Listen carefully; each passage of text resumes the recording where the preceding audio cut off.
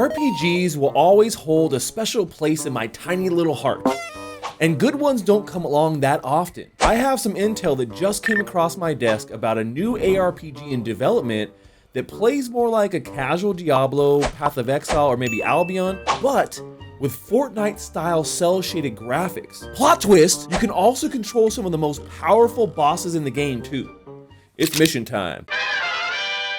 Welcome back, agents. Secret Agent Stash here, and we are at GIA headquarters, the gaming intelligence agency. Today, we're going to be taking a look at a new ARPG game called Synergy Land.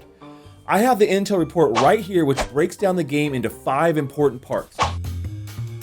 First, we dive into the gameplay and how you can get started playing Synergy Land. Second, we take a look at NFT items like characters, bosses, and blueprints. Third, we navigate the in-game economy and how you can actually earn some passive income from this one. Then we finish it off by checking out the team and the 2024 roadmap for the game.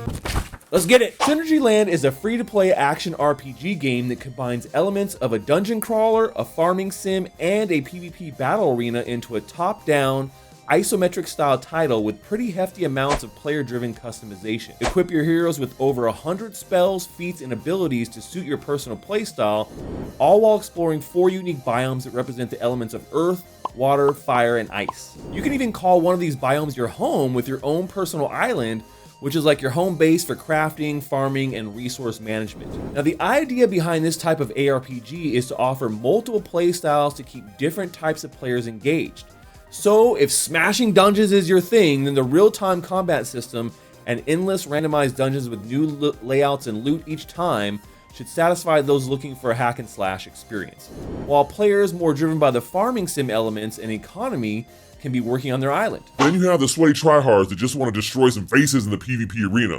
It's all here in Synergy Land, or at least it will be eventually. The game is still in the early stages of development, and currently the only gameplay available is the farming sim tasks like gathering, crafting, and breeding. I was a bit disappointed with this fact, but then I found a demo that allows you to play a basic dungeon and get the feel for the hack and slash, because that's more my speed. The plan is to have dungeon gameplay out later this year after mainnet launch. So at this point, I feel like the farming elements are a bit more polished than the fighting elements are, which seems to have been the initial focus. What really grinds my gears here is the default controls. Movement is a right mouse button action instead of a left mouse button action like it is in, say, Diablo 4. Targeting enemies is also a right mouse button action, and the only use I have seen of the left mouse button is to confirm the use of a special attack. This really leaves the combat feeling clunky to me, and with no way to rebind keys at this point, it's what we're stuck with for now, I guess. Being early is never pretty, and being an early tester for hundreds of games, I can get over some of these issues for the time being. If you like what you see so far, I would say go test out the dungeon demo they have up right now, which is free to play. If you're sold on that, then maybe look at getting an NFT to access what they have now, which has some progression built in versus the demo. Either way, expect us to deliver an early alpha experience. In my playtesting, I noticed the game is not very optimized, and even with my 4090, it shot up my GPU temps to above 80 degrees Celsius. Not even recent AAA titles like Starfield, Diablo 4, or Skull and Bones have hit that mark on my beefy rig. So I touched on the fact this game has NFTs, and right now, getting one of them is really the only way to get early access to the game outside of just playing the demo. Currently, Synergy Land has 2 main NFT collections, the Synergians and the Synergian badges. While there are a few others like pets, these are the 2 actively being traded.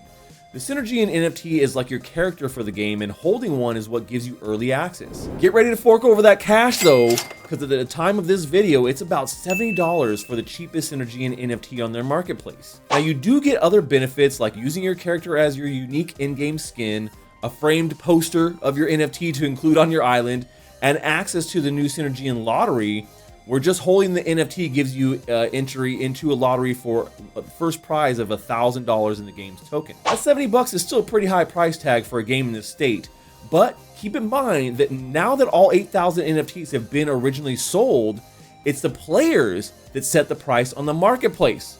So blame those greedy degens. The other main NFT in the game is Synergian badges, which give you a few utilities like a multiplier on your stake tokens and priority access to new NFT drops like the upcoming Island NFT, which we'll get into next.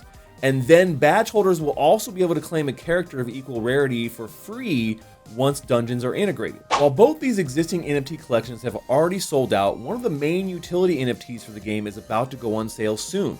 The Synergy Land Island NFTs are a cornerstone of higher level play and also can unlock some passive income through rentals. They're dropping on February 22nd on their website at a set price of $300 for a random draw loot box with one of 3 rarity NFTs in them. So pray to the RNG gods you open a Landlord Island, as they're the top dog here, with Rancher Island in the middle and Settler Islands being the lowest rarity. The total supply on these is fairly low at just 2,500 NFTs available, so look at getting in on their round 1 or 2 whitelist to get a slightly cheaper price and the chance to mint before the public sale at full price. This is where those synergy and badges start to come in handy. The cheapest way to go is by getting a Furious starter pack, which gets you into the second round for about $15. These starter packs are filled with consumables you can use around your island. Now, the big utility with these island NFTs is being able to expand your island's capabilities and rent out your important crafting stations like the minting station, which is how you turn items you find into sellable NFTs. You can also rent out things like the boss station, where you can customize NFT in-game bosses for other people to fight. Now, I do really love how if your custom boss wins the fight against other players, you actually earn some tokens. That's pretty sweet. Now, rentals become an important element to the game because while you can play for free and have your own island, it does not come with minting, breeding, boss, guild, or PvP stations. So if free players want to use those things, they will need to rent them out from island NFT holders. Of course, the rarer your island NFT is, the better stats these stations have too. Okay, let's move into the economy of the game. There are 3 currencies you're going to encounter here. The first one is their in-game gold that is used for buying and selling items in the game. Pretty straightforward stuff here. The second token is called Ancient Coin, which is mostly used for cosmetic upgrades in the game. This can be earned by spending their premium currency, the SNG token, in the in-game store. Now, the SNG token is a cryptocurrency-based token that is pivotal to playing the game at any level. SNG is needed for things like crafting in-game items, purchasing from the marketplace, pet breeding, dungeon feeds, and it's also rewards for PvP wins. There is a max supply of 200 million of these tokens, and the team is committed to making it as deflationary as possible. But in order to do so, they are implementing currency gating features like you would see in many mobile games.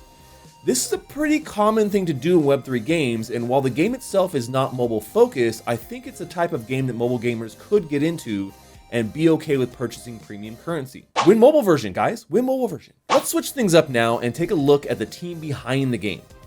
Synergy Land is being developed by Synergy Games, led by CEO Carlos Bolaños and game director Oscar Soler, who have over 16 years in the industry working on previous titles like Assassin's Creed, Metroid, Mafia 3, Castlevania, and many more. One of the things that stuck out to me is their core values that they share, which include synergy, transparency, honesty, and respect. This is a startup indie game studio with just about 20 employees, so we have to take that in consideration when it comes to release dates and work product. Speaking of release dates, quickly looking at our last category here, the game's roadmap, I see they have a few key items on the way later this year, including the completion of their NFT migration from Solana to Polygon, a web app dashboard for your Synergian and for minting, their mainnet release, and the much anticipated release of Dungeons. I think the real pivotal moment for this game will be when Dungeons release. Until then, it's basically just a limited farming sim. If you're looking to find out more information about Synergy Land, then make sure to join the Discord channel because that's where all the alpha gets dropped first. My overall thoughts are that this has the makings of a solid ARPG entry into the Web3 ecosystem if they can get the rest of the core game loop out promptly, fix some optimization issues, and possibly find a way to go mobile focused with the game, which I think it would greatly benefit from. Okay, agents, that's all we have for today's Intel Report. As always, this briefing never happened. Secret Agent Stash, over and out. Secret Agent Stash. Secret Agent Stash.